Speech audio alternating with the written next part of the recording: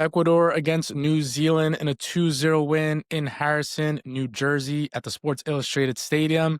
We're going to talk about our post-match reactions, and it was exciting to finally see Ecuador score 2 goals from a non-set piece and non-penalties. So we're going to talk about the game, dissect it. John, how are we doing? Fantastic. Yeah, like you said, I think it was good to see Ecuador score 2 goals on the run of play. No set pieces, no penalty kicks, and to actually score a goal. So a lot of bright spots, a lot of positives going into the new year. Yes, it was the last friendly of the year. We played probably the worst team that qualified to the World Cup directly. But let's go over the lineups, and let's just quickly highlight that the 2 goals came in the second half, right? So it was 0-0 in the first half, and I was at the stadium. There was a lot of people calling for Becasese to be out. There was a lot of Fuera Becasese chants that went on at the Red Bull Arena, Sports Illustrated Stadium. So let's go over the starting lineup. So Galina's in net, Hincapié on the left. We saw that for the second time in this window. Pacho Ordóñez and Alan Franco on the right. I think that's the same back four that played against Canada. In the middle, Caicedo, Vite, Angulo on the left, Yeboah on the right.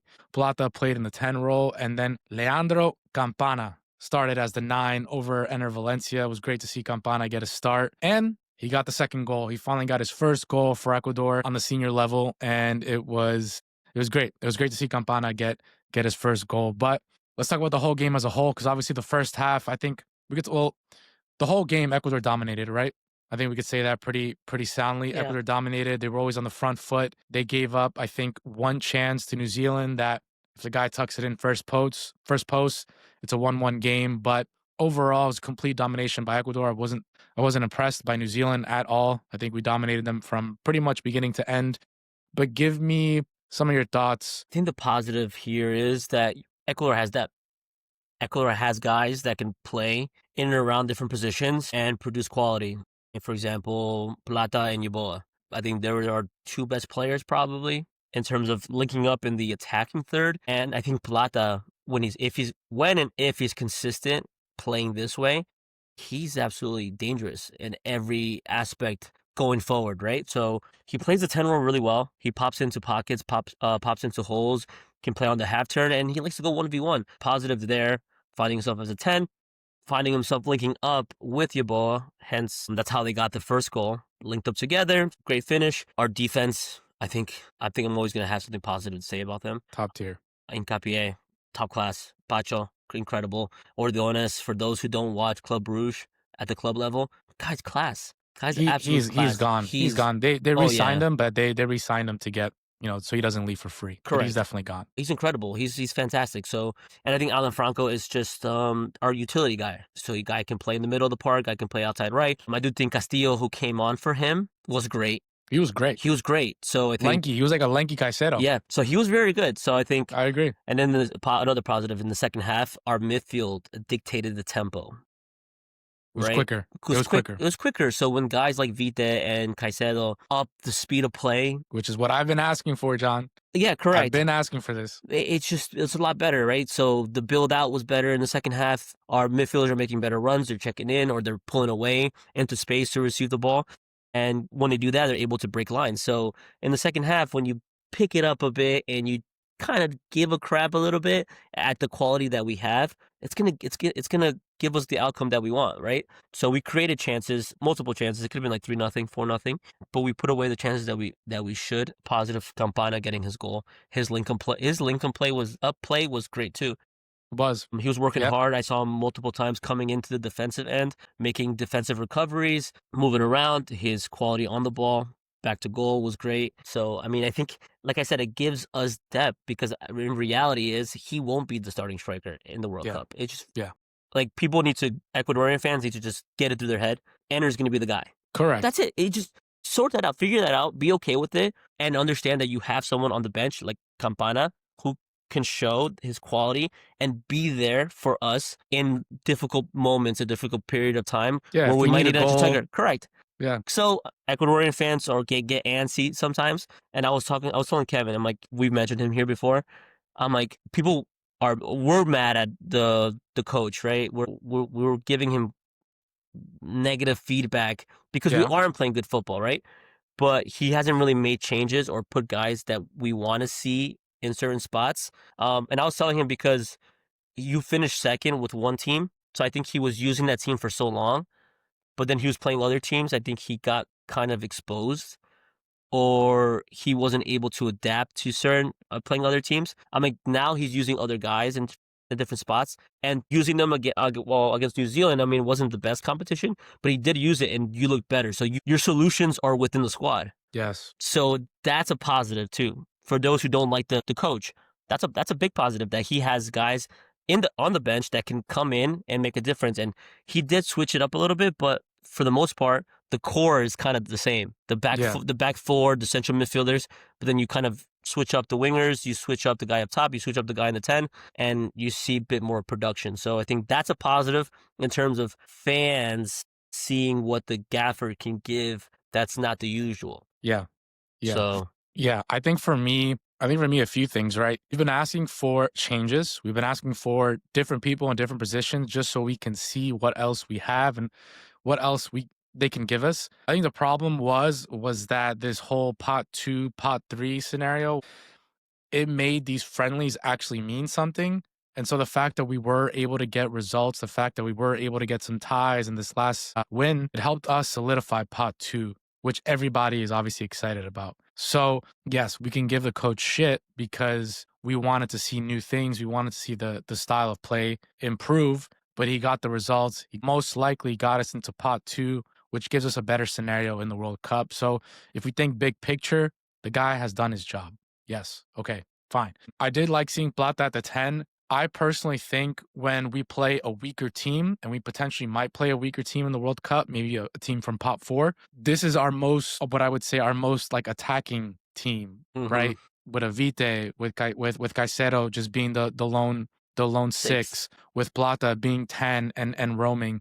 I think with a better team, Plata as a roamer for the 10, he gets a little lost sometimes and he doesn't have the ball as much. So that's why I prefer Plata on the wing, right? This was Plata's probably most complete game as a starter for Ecuador since he's put on the jersey for the senior team. So Foot Mob has him as a 8.9, player of the match. He got both assists. So I mean, yeah, the guy was all over the place. He was all over the place asking for the ball. He was creating. He was linking up with Yeboah. He gave Campana the assist on the second goal. He also helped defend a lot. There was one time in the second half where Hincapié pushed up, kind of forgot that he had to track back, and Plata takes a dead Yeah, sprint, helps get the ball back. So the guy was all over the place. He was magnificent. So definitely the best, most complete game from Plata. I love seeing Campana, his link up play. I think they finally utilized him in the way that he's supposed to be utilized, which yeah, is link up and not trying to replicate what Enner does. Because Enner is so good at being the lone striker and doing the dirty work and kind of figuring it out up top. That's not Campana's game, right? Campana is linking up. You saw so many like heel flicks, yeah. with certain people, and He's a that's 9. He's a proper he's a 9. he's a 9 back to goal, and let's get better crosses so Campana can get his head on the ball, right? That and the one corner kick, Campana heads the ball first post. It hits the back post, and then I think Pacho Ordonez missed the rebound. So it was great. It was great to see Ecuador play a more attacking style. Obviously, the second half they had their foot on the gas more. They saw the reaction of the fans, right? At halftime, people were booing, people were saying "Fuera Becasese." You saw in the second goal after Campana scored, the whole team runs to the coach, hugs him.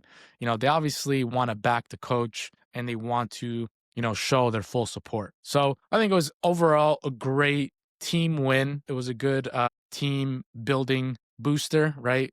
Good win to secure pot Yeah, two, hopefully. So yeah, we really can't complain with the way that they played overall. Yes, there's a lot of people still criticizing. There's a lot of people still saying we could have done more. Absolutely. But I think it was great to see Yeboah have two great games. I think he played really well yeah, against Canada, despite the lack of production. But I think Yeboah in these last two games solidified a starting spot on one wing. yeah. Angulo, the coach loves Angulo. I think Angulo will start. He's still He's a bit raw. raw, and we were talking about in our group chat in the first half specifically how it was tough to play or it's tough to build out with Vite, Hincapié, and Angulo. And personally, being in the stadium, I think Angulo takes too many touches, which slows the buildup on the left Yeah, side because Hincapié is making runs forward and the ball's not getting to him. Vite sometimes gets stuck right? Because Angulo will try to, do something, and then when he can't do it, he just give the ball to Vite, and then Vite is kind of stuck He's like, with the yeah, ball and like has to play out.